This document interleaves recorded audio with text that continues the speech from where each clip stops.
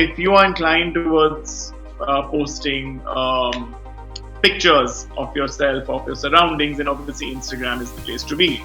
If it's more about talent and maybe a bit of drama, then maybe TikTok's more suitable. And a combination of all is always nicer because there's different people on different platforms.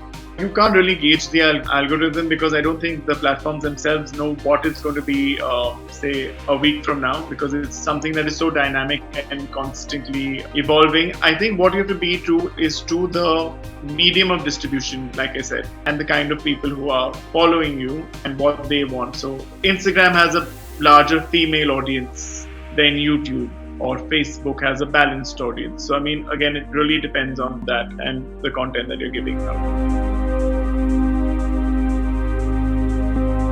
So worldwide, people actually spend almost 7 hours on the internet, and using various platforms on the internet. So that is a lot. That is almost over 1/3 of your day. And India is pretty close. So we spend 6.5 hours on the internet consuming information, social media, videos, all of that. So that's a very, very big stat. Now, when it came down to, your question as to what is the right platform for you, you will really need to figure out who your audience is. So there's a very alarming stat in Southern Asia, which is India and its neighboring countries, that 76% of the users are male and 24% are female. So, I mean, a lot of the audience that you would be catering to across the board is largely male. So you again have to figure out who your audience is. But again, it differs on various platforms.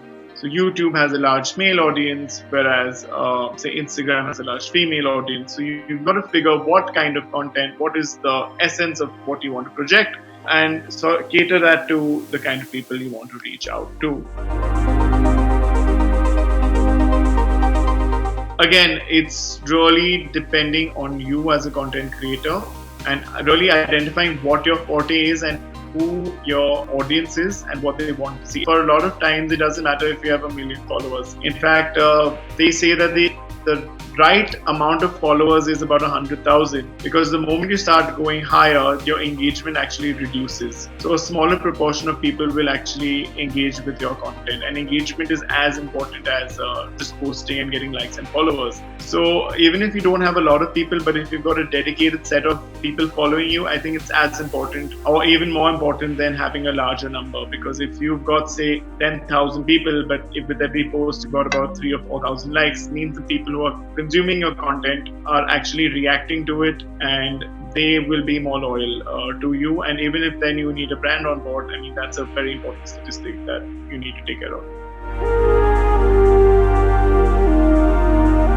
Today, as an individual, all you need really to share content is a phone and a subject. Now, the subject can be yourself, it can be your surroundings, it can be your cat, it can be whatever you want it to be. While that's all you need, there are some things that you can do to try and improve the kind of content you put out. Nowadays, there's a lot of things that you can do to enhance your content. I mean, there are these ring lights, there are your camera holders or phone holders, there are mics. So I mean, there's various things that you can actually do to make your content look better. It's good to see variety because there is so much content anyway. But in terms of the way you shoot, I mean, you should have your specific style. You should, you figure out a color tone that works for you. So let it all be within a similar space. Obviously, you can be dynamic with the exact angles and settings, and you must experiment for that so that, people get familiar that one kind of content you're posting is, say, within a particular space. I mean, there is one thumb rule. I mean, mostly people will follow you if you've got yourself in that content. I mean, there's so many pictures or videos you'll see of trees and beaches and gardens and mountains. I mean, they want to see the context of who is in that picture, and that is why they're following you. I've got 3 basic tips. These are the 3 which I think are really important. 1. Composition.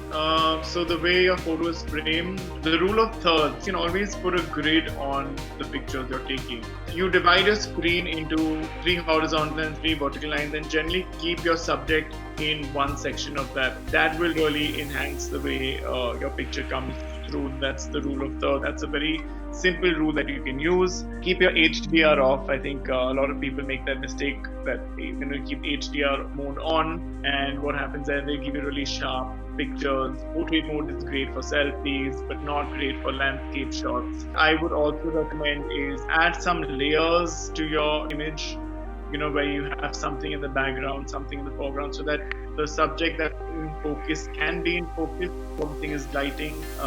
Too much light will burn out your screen. Too little light will make it very dark and won't stand out for the person who's consuming that. So lighting has to be crucial. Avoid flash as far as possible, because that generally is a harsh light, like I said. But all of this you can do on your own. So all the best to you. I hope along the way I get to see some of you in person. Enjoy the process. You're in great hands with Bennett and team. And thank you once again, sir. Have a good evening. Take care. Have a good evening.